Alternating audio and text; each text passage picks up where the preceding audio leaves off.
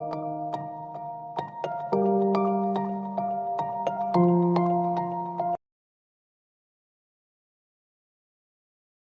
morning, dear students, parents, teachers, and dear friends. Today, welcome all of you to today's class. Today, we are going to discuss about types of prime numbers, यानी कि अभाज्य संख्याओं के प्रकार। उससे पहले हमने पिछली कक्षा में देखा कि भाज्य और अभाज्य संख्याएं क्या होती हैं, उनकी परिभाषाएं, उनके उदाहरण हमने देख लिए थे कल। ठीक है, तो पहले हम ये समझ रहे हैं कि भाज्य और अभाज्य संख्याओं में अंतर होता क्या है। तो चलिए, first of all we discuss about difference between composite and prime numbers, यानी भाज्य एवं अभाज्य संख्याओं में अंतर को हम समझते हैं। ठीक है, जो पहला अंतर है आपका वो है कि भाज्य संख्या और अभाज्य संख्याओं की परिभाषा से कि जिस संख्याओं में या जिन संख्याओं में, जिन प्राकृत संख्याओं में एक एवं स्वयं के साथ अन्य का भी भाग जाता हो, किसमें? भाज्य संख्या में। तो पहला अंतर यह है भाज्य संख्या का कि इसमें एक और स्वयं के अलावा किन्हीं और संख्याओं का भी भाग चला जाता है। जैसे कि हम 4 को देखते थे तो इसमें 1 का भी जा रहा था, 2 का भी जा रहा था और 4 का, यानी कि 1 और 4 खुद तो 4 हो गया और 1 है ना, तो 1 और स्वयं यानी कि 1 और 4 खुद का तो इसमें जा ही रहा है, उसके साथ साथ 2 का भी जा रहा था। तो आपका 4 है वो क्या है? भाज्य संख्या है। ठीक है, उसी प्रकार अभाज्य संख्या में केवल एक एवं स्वयं का ही भाग जाएगा और किसी का नहीं जाएगा। जैसे कि हम बात करें 2 की, तो 2 में सिर्फ 1 का और 2 का ही जाएगा, यानी 1 का और स्वयं का ही जाएगा, किसी और का नहीं जाएगा। इसी प्रकार हम बात करें 3 की, तो 3 में भी स्वयं का और 1 का ही जाएगा। देखो 3 में 1 और 3 का ही जाएगा, इसके अलावा और कोई संख्या नहीं जिसका भाग आप 3 में दे दो और वो पूरा पूरा चला जाए। तो इसलिए 3 क्या है? आपकी अभाज्य संख्या है। उसी प्रकार हम 5 को देख सकते हैं, 7 को देख सकते हैं ना, 11 को, 13 को, इस तरीके से बहुत सारी संख्या हमने कल देखी थी कि अभाज्य और भाज्य संख्याएं क्या होती है ना। तो ये पहला अंतर इसका क्लियर हो गया होगा आपके कि एक एवं स्वयं के अलावा किन और संख्याओं का भी यदि भाग जाए किसी संख्या में तो वो भाज्य संख्याएं हैं, और अगर एक और स्वयं का ही भाग जाए तो वो आपकी अभाज्य संख्याएं हैं। दूसरा अंतर, अपवर्तक 2 से अधिक होंगे, किसमें? भाज्य संख्याओं में। जो भाज्य संख्या है उसमें अपवर्तक मतलब जिन संख्याओं का उसमें भाग जा रहा है, यानी कि जो संख्या हमने 5 लिख रखा है यहाँ पे, जिसका इसमें भाग जा रहा है वो इस संख्या के अपवर्तक कहलाते हैं या फिर गुणनखंड कहलाते हैं। अपवर्तक को दूसरा नाम गुणनखंड भी हम कह सकते हैं, यानी कि 5 के ऐसे गुणनखंड करो कि वापस 5 आ जाए, तो इसके 1 और 5 ही वो गुणनखंड है जिनको आपस में गुणा करने पर वापस 5 ही आता है। इसके अलावा आप और कोई ऐसा प्रकार नहीं है जिससे आप लिख सको कि ये वापस 5 बन जाएगा। तो ये वो 2 गुणनखंड है और पूर्ण गुणनखंड है ना, जिससे गुणा होकर वापस 5 बन जाता है, यानी कि हम इसको 5 को 1 का भाग जाएगा और 5 का भाग जाएगा, इसके अलावा और किसी भी संख्या का भाग इनमें नहीं जाएगा। ठीक है, तो उसी प्रकार 3 में भी और उसी प्रकार। और अब अगर हम बात करें कि 4 में, तो 4 में आपकी क्या है? 4 एक भाज्य संख्या है। तो ठीक है, तो भाज्य संख्या में क्या है कि यहाँ परिभाषा अपवर्तक 2 से अधिक होने चाहिए। वो 3 भी हो सकते हैं, 4 भी हो सकते हैं, 5, 6, 7 कितने भी हो सकते हैं, लेकिन 2 से अधिक होंगे, यानी कि 3 से स्टार्ट होंगे। ठीक है, तो 4 के अंदर आपका भाग जाना था 1 का, 2 का और 4 का। तो यहाँ पे अपवर्तक हो गया 1, 2 और 4, यानी कितने संख्या होगी अपवर्तकों की? 3 संख्याएं हैं, 1 है, 2 और 4। इन तीनों का भाग 4 में जाता है और पूरा पूरा जाता है, तो शेषफल 0 बचता है। इसलिए जो भाज्य संख्या है 4 और उसके अपवर्तक कितने हैं? 2 से अधिक है, यानी कि 3 आ रहा है यहाँ पे ना। 3 होंगे, 3 से अधिक होंगे ना, कभी भी 3 से कम नहीं होंगे या फिर 2 नहीं होंगे। ठीक है, भाज्य संख्याओं में। अब अभाज्य संख्या में क्या होता है? इसमें केवल 2 अपवर्तक होते हैं, न तो इससे कम होंगे और न ही अधिक होंगे। फिक्स अपवर्तक 2 होंगे, यानी कि उस संख्या में 2 संख्याओं का भाग जाना चाहिए। जैसे कि हमने देखा था अभी 5 का, तो 5 का भाग, 5 के अंदर हम 1 और 5 का ही भाग दे सकते हैं और किसी भी संख्या का भाग नहीं दे सकते। तो जब ये पूर्णतः से विभाजित हो जाएगी और किसी भी संख्या, कोई भी संख्या ऐसी नहीं है जिसका भाग अगर हम इसमें दें तो वो पूर्णतः विभाजित हो जाए। तो 1 और 5 इसके क्या है? अपवर्तक है, और कितने हैं? 1, 2 अपवर्तक हो गए इसके, है ना। इसमें केवल 2 ही अपवर्तक होंगे, इससे ज्यादा नहीं होंगे और न ही एक होगा। जैसे कि हम एक को देखें तो एक हमारे ना तो भाज्य और नहीं अभाज्य, क्योंकि इसमें अपवर्तक एक का अपवर्तक एक ही होगा, यानी कि इसका एक से गुणा एक, एक को कितनी बार लग नहीं रहेगा तो एक ही, तो एक ही इसका क्या है अपवर्तक है ना। तो जो अंक है उसका एक बारी आएगा इसका ना एक ही इसका वो अपवर्तक है जिसका भाग हम एक में देंगे तो पूरा पूरा जाता है। ठीक है, तो एक हमारी अभाज्य संख्या नहीं है और भाज्य संख्या भी नहीं है। भाज्य संख्या के लिए अपवर्तक 2 से अधिक यानी कि 3 होने चाहिए या फिर उससे ज्यादा होने चाहिए। केवल 2 अपवर्तक होने चाहिए अभाज्य संख्या के लिए, इससे न तो कम होंगे और न ही ज्यादा होंगे। अब देखते हैं कि हमारी सबसे छोटी जो संख्या है कौन सी भाज्य, वो कौन सी होगी 4 होगी, और 4 जो है वो सम संख्या है, साथ में सम संख्या भी है और सबसे छोटी भाज्य संख्या भी 4 ही है। अभाज्य संख्या क्या होती है सबसे छोटी, वो होती है 2 जो कि सम है। और अगर आपसे पूछे कि सबसे छोटी विषम भाज्य संख्या बताओ तो आपकी 9 होगी, और जो आपकी सबसे छोटी अभाज्य विषम संख्या होगी वो 3 होगी। तो आई होप आप सभी को भाज्य और अभाज्य संख्याओं में अंतर समझ आ गया होगा, difference between composite and prime numbers. ठीक है, यह समझ आ गया तो हम इसको मिटा देते हैं। ठीक है, भाज्य और अभाज्य संख्याओं में आपने अंतर को अच्छे से देख लिया है। अब हम चलते हैं अपने आज के टॉपिक की तरफ, टाइप्स ऑफ प्राइम नंबर्स यानी कि अभाज्य संख्याओं के प्रकार। यह हमारा लेक्चर 8 है, क्लास 6 to 10 के लिए उपयोगी, साथ ही अभिभावकों के लिए उतना ही उपयोगी होगा। तो चलते हैं, हम स्टार्ट करते हैं। तो अभाज्य संख्याओं के प्रकार कितने होते हैं, 2 प्रकार होते हैं, जिनको हम एक होता है सहभाज्य जिसको हम दूसरा नाम असहभाज्य और इंग्लिश में को प्राइम बोलते हैं। ठीक है, दूसरा प्रकार इसका जुड़वा अभाज्य जिसको इंग्लिश में ट्विन प्राइम बोलते हैं। तो पहला प्रकार देखते हैं हम सह अभाज्य क्या होती है। ठीक है, इसको इंग्लिश में को प्राइम हम बोल रहे हैं। तो जिन 2 प्राकृत संख्याओं यानी कि 2 प्राकृत संख्याएं होगी न कि अभाज्य संख्या होगी। ठीक है, कौन सी है, आ तो अभाज्य रहा है लेकिन कौन सी संख्याएं होंगी इसमें प्राकृत संख्याएं होंगी, इसमें भाज्य संख्याएं या फिर अभाज्य संख्याएं नहीं होगी। वो हो सकती है लेकिन वो प्राकृत संख्याओं का ही प्रकार है। तो प्राकृत संख्या लिखेंगे यहाँ पे ना। तो जिन 2 प्राकृत संख्याओं का HCF 1 होता है, यानी कि उनमें जो ऐसी संख्या जो जिसका भाग उन दोनों में जाए तो वो एक ही होनी चाहिए, इसके अलावा और कोई सी भी ऐसी संख्या नहीं हो जिसका भाग उन दी हुई 2 संख्याओं में जाए। यानी कि हम पहले उदाहरण देखते हैं, जैसे कि 2 3 3 5 है ना, तो 2 और 3 को उठा लेते हैं हम। तो 2 में किन किन का भाग जा सकता है, तो 2 में 1 का भाग जा सकता है और 2 का भाग जा सकता है। इस 3 में किसका भाग जाएगा, 1 का जा सकता है और 3 का जा सकता है। ठीक है, तो ये तो होगी हमारी अभाज्य संख्या। अभी क्या पढ़ रहे हैं, सह अभाज्य यानी कि जिनका HCF 1 हो। 2 संख्याएं होंगी, ध्यान रखना, इसमें सह यानी कि साथ में संख्याएं हैं और अभाज्य होंगी, अभाज्य तो होंगी तो साथ में संख्याएं होंगी, यानी कि 2 संख्याएं आ गई साथ में है। तो इन 2 संख्याओं को हम बोलेंगे सह अभाज्य यदि इनका HCF 1 होता है, यानी कि इसको हम 1 और 2 से विभाजित कर सकते हैं, 3 को हम 1 और 3 से विभाजित कर सकते हैं। ऐसी दोनों में कौन सी संख्या है जिनसे ये दोनों के दोनों विभाजित हो रहे हैं, हमें दिख रहा, साफ नजर आ रही है हमें कि 1 यहाँ भी है और यहाँ भी, यानी कि 1 वो संख्या है जिसका भाग 2 और 3 दोनों में जा रहा है, ये वो बड़ी से बड़ी संख्या है। HCF का मतलब होता है हाईएस्ट कॉमन फैक्टर, यानी कि ऐसी बड़ी से बड़ी संख्या जिससे इन 2 दी हुई संख्याओं में भाग चला जाए। तो ये वो बड़ी से बड़ी संख्या है आपकी जिसका भाग इन दोनों में जाता है और कोई भी ऐसी संख्या नहीं है जिसका भाग इन दोनों में चला जाए।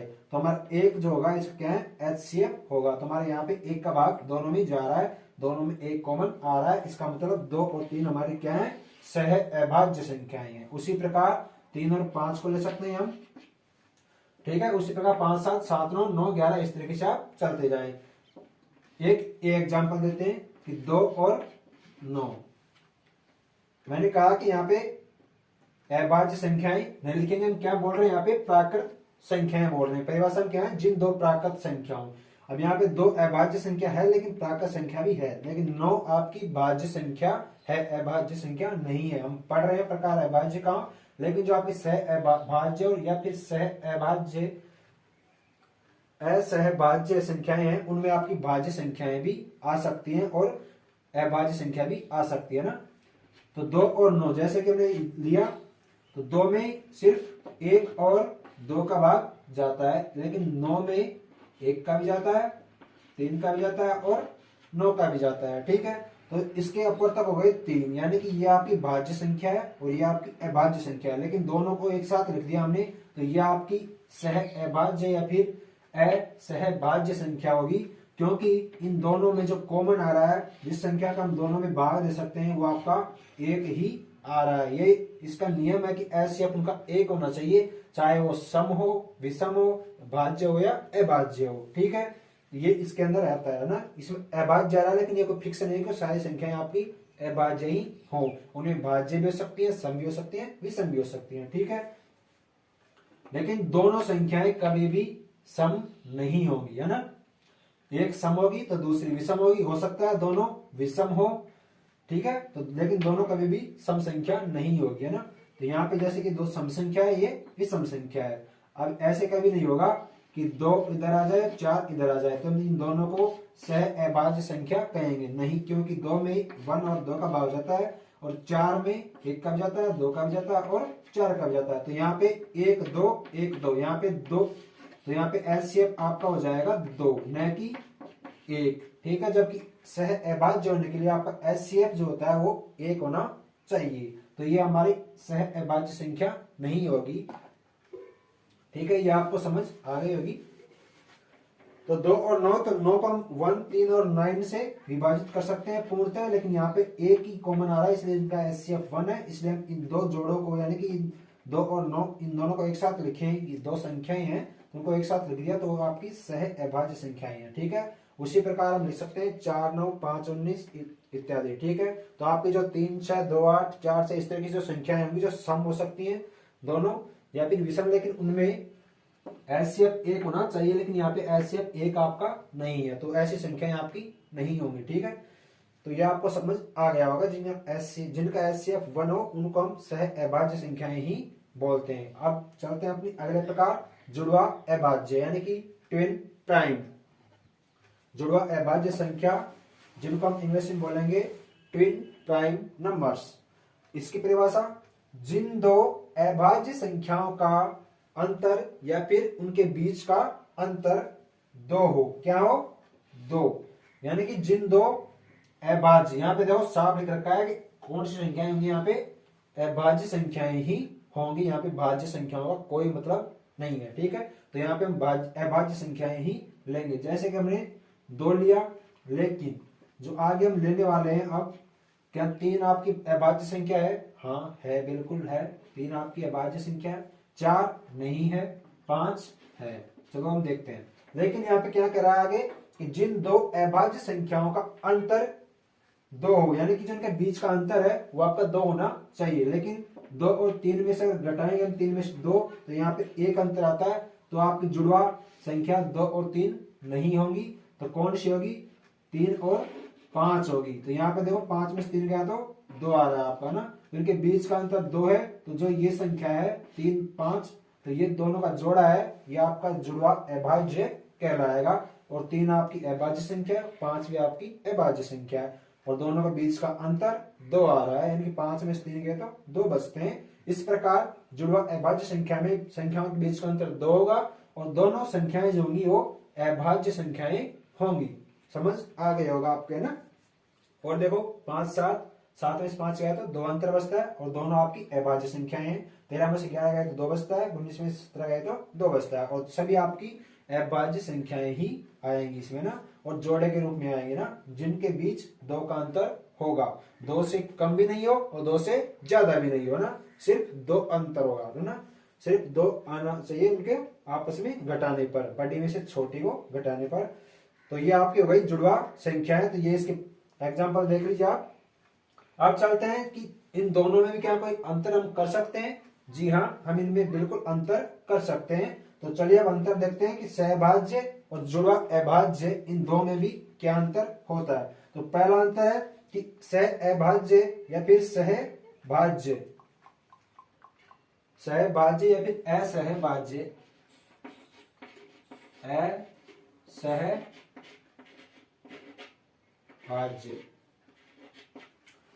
सहभाज्य या फिर असहभाज्य, इसके लिए आपका जो एचसीएफ है उसका 1 होना जरूरी है। फिर ये जरूरी नहीं है कि उसमें कौन सी संख्याएं आ रही है ना, वो आएंगी वो सिर्फ प्राकृत संख्याएं, लेकिन उनका एचसीएफ जो होगा वो आपका 1 ही होगा। ठीक है, और इधर जुड़वा संख्याओं में क्या है कि इनका एचसीएफ 1 होगा और जो संख्याएं आएंगी वो आपकी अभाज्य संख्याएं ही होंगी, जिनके बीच का अंतर 2 होना चाहिए। ठीक है, तो ये आपका पहला अंतर हो चुका है। अभी हमने परिभाषा से इनका अंतर पहला लिख लिया है। दूसरा, ये सम विषम या फिर विषम होंगी, इनके अलावा सम सम नहीं होंगी।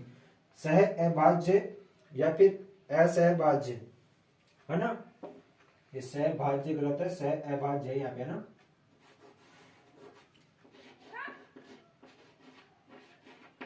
सह अभाज्य या फिर असहभाज्य ना, नाम में थोड़ा कंफ्यूजन हो जाता है कभी कभी ना। तो इनका एचसीएफ 1 होता है। ये सम विषम या फिर विषम ही होंगी, यानी कि एक सम आ सकती है तो दूसरी आपकी विषम आएगी। यदि एक विषम है तो दूसरी हो सकता है वह भी विषम ही हो, यानी कि इसमें लेकिन कभी भी आपकी ऐसे नहीं आएगी सम और सम, लेकिन फिर आपकी ये संख्या रहेगी नहीं है ना। यह आपकी कौन सी हो जाएगी, भाज्य संख्या हो जाएगी, और ये आपकी सम संख्या हो जाएगी है ना। तो दोनों सम भी है और भाज्य संख्या आ गई 4, तो यहाँ पे इसका कोई महत्व नहीं है। इनका एचसीएफ यहाँ पे 1 नहीं है, यहाँ पे 2 आएगा ना। तो एचसीएफ 1 होना चाहिए, पहली बात। दूसरी बात कि इनमें जो आपकी संख्याएं होंगी वो सम विषम हो सकती है और विषम विषम हो सकती है, विषम विषम हो सकती है, सम विषम हो सकती है, लेकिन सम सम नहीं होंगी। ठीक है, और इनमें सभी आपकी जो होंगी वो विषम संख्याएं ही होंगी, इनमें सम विषम का कोई चक्कर नहीं है ना। यहाँ पे सभी आपकी विषम संख्याएं ही आएंगे, आप देख सकते हैं इनमें विषम संख्याएं ही आ रही हैं, सम संख्याएं कहीं दिखाई नहीं दे रही। तीसरा अंतर है, इस सभी सहभाज्य, इस सह अभाज्य है ना, इसको भी ठीक करें आप।